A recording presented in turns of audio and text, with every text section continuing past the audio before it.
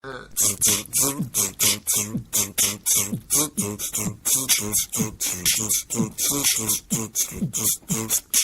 in tarnation is up, party people? Hi diddly ho diddly neighborinos, and respectful salutations to you, Bobby Blunderbuss Brackens. Today we are continuing our march through Alara block with the final set, Alara Reborn. This is going to be a really interesting one, Bobby. I'm stoked for this, so tag along as we go through Olive D Mythics and Alara Reborn. Let's start with the story. This is going to be the final chapter of these 5 worlds coming together. They began coming together in the last set, Conflux, and now is that transformation complete. So these 5 worlds have come back together like they were in the beginning, except now it's causing all sorts of chaos because these places have developed their own cultures and ways of life. They're vastly different, and now they're all just mixed together in one place. It's craziness, Bobby. As exciting as the story is, and generally good as the mechanics that were introduced here are, if we're just talking about the Mythics, it is a little bit underwhelming, Bobby. I would say for me personally, the Mythics in Alara Reborn are about as memorable as Will Smith and Tommy Lee Jones after you just seen an alien. Yeah, I gotta say, if Alara block was a Chinese restaurant, then the Mythics of Alara Reborn would be the poo-poo platter. But that aside, we gotta go through them, you know what I mean? Olive D Mythics means Olive D Mythics, Bob, so we're not gonna lose any sleep on that. We're gonna plow right through it and move on to greener pastures. Anyway, Alara Reborn was released on April 30th, 2009. It was actually released on May 1st, but it was scheduled for April 30th. It's a whole hullabaloo, Bob. I don't know.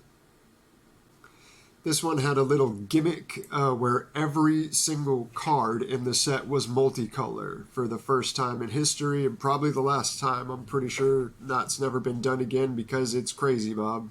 It's insane. But yeah, every single card was multicolored. There were no planeswalkers in the set also, for the first time, I think, since planeswalkers were introduced, as well as no special lands, like no non-basic lands, and no colorless artifacts. So it was very unique indeed. Also, the controversial Cascade mechanic was released in this set, which still to this day is a major point of discussion and a cause for controversy.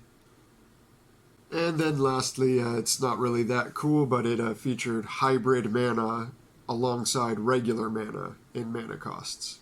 So continuing with the trend of Alara, there are some absolutely ridiculous mana costs in this set also. I mean, these Mythics are really strange.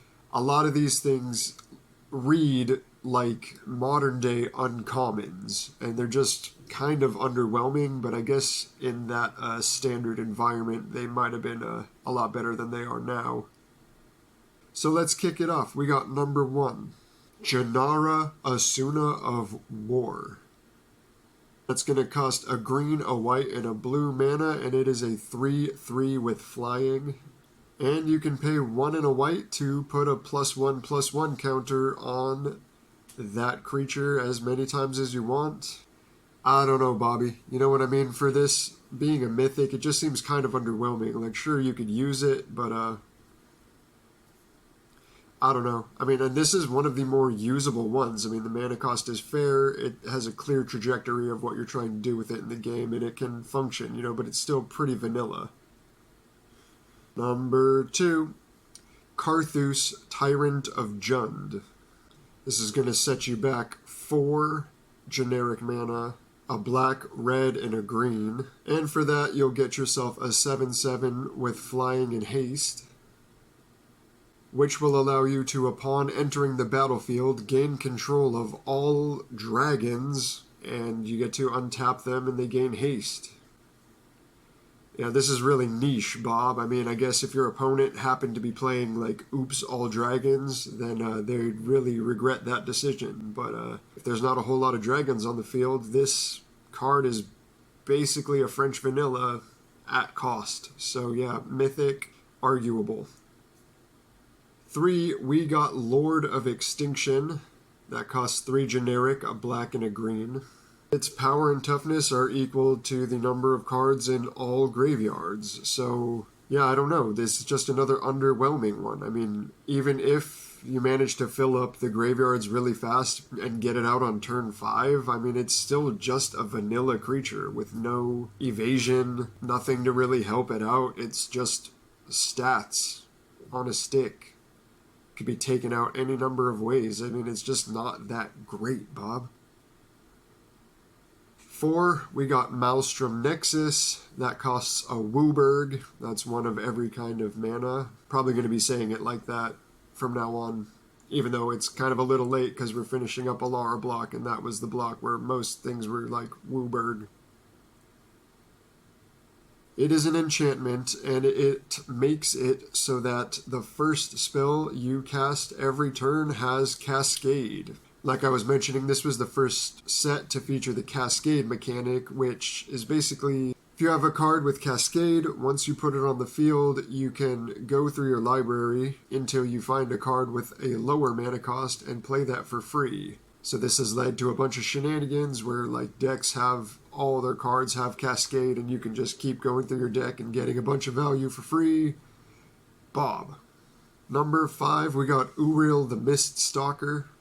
That's going to cost you 2, a red, green, and a white. And you'll bag yourself a 5/5 with hexproof for that. Non-keyworded, but still definitely hexproof. And the little bugger gets +2/+2 for every aura attached to it. So that can get out of hand, Bob. I can see that getting out of hand. This one is decent. Alright, next up we got Defiler of Souls. You can get that on your team for 3 generic, black, black, and a red. And it's a 5/5 flyer. Caw-caw! Caw-caw!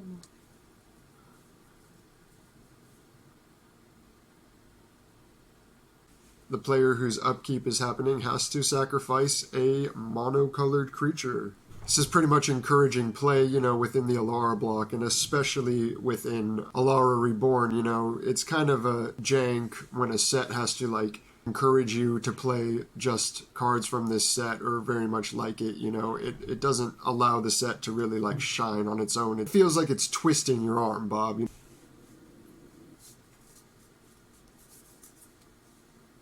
It's twisting your arm. 7. Dragon Broodmother. Oh, mama. That is 2 generic, triple red, and a green. 2 generic, red, red, red, and a green. 2 generic, red, red, red, and a green.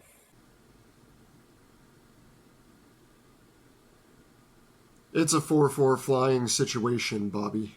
And at each upkeep you create these 1/1 dragon tokens with flying and Devour 2, which means you can sacrifice any number of creatures when they come out. Get +1/+1 counters for that interaction. I guess that's what that dragon card we just went over with was getting at. Like, if you play this, and then you can untap all these hatchlings and give them haste and, like, blah, blah, blah, blah, blah, blah, blah. It's still jank, Bob. It's not doing it for me. Okay, 8. Now we got something cool. It is Sen Triplets. Triplets. Triplets. That costs 2 and a wub. White, blue, black. My favorite. It's a 3/3 with some crazy abilities. So at your upkeep, you choose a target player, which in a 1v1 is just going to be the other player, you know, and you are going to stacks the heck out of them, Bob. You're just going to lock them out of doing anything during your turn. They can't play spells, they can't do activated abilities. Also, they have to play with their entire hand revealed, so you can just see everything they've got, and you can play whatever cards you can play from their hand. It's insanity, Bobby. This one is great. 9, we got Sphinx of the Steel Wind. That is going to set you back a whopping 5 mana, white, blue, black. And for that, you are going to get a mother of French vanillas. A 6/6 flying, who also has a first strike, vigilance, and lifelink protection from red and green. The Diet Coke of Zetalpa Primal Dawn. It's a Zetalpa Bagel Bite. But Zetalpa didn't exist then, so this was probably pretty cool back in the day. Alright, 10. We're closing it off with the big guy, Thraximundar. Thraximundar. Thraximundar. Thraximundar. Thraximundar. Thraximundar. He costs 4 blue, black, and a red.